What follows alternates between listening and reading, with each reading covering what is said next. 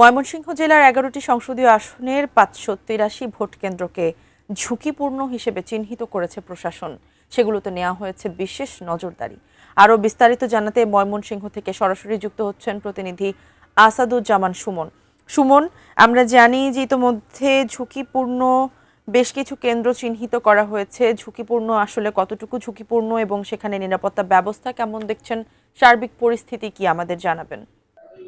শিমু, আপনি যেমনটি বলছিলেন যে ময়মনসিংহ জেলার যে ১১টি সংসদীয় আসন রয়েছে, এই সবগুলো আসনেই কিন্তু এই যে নির্বাচনের শুরুতেই যে বিভিন্ন জায়গায় বিশৃঙ্খলা ছিল, সেসব থেকে আজকে ময়মনসিংহ জেলার যে এই নিরাপত্তা ব্যবস্থা এবং আইন শৃঙ্খলা পরিস্থিতি সেটি স্বাভাবিক রয়েছে।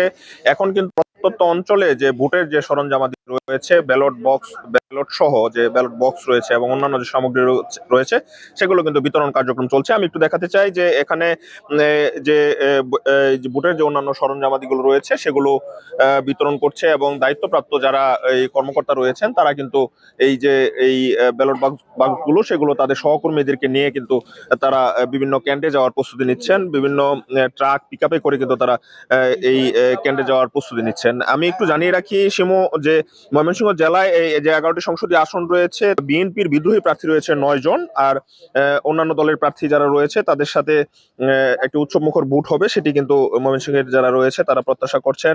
এই যে এই গোটা জেলায় মোট ভোট কেন্দ্র রয়েছে ১,৩৬৬টি।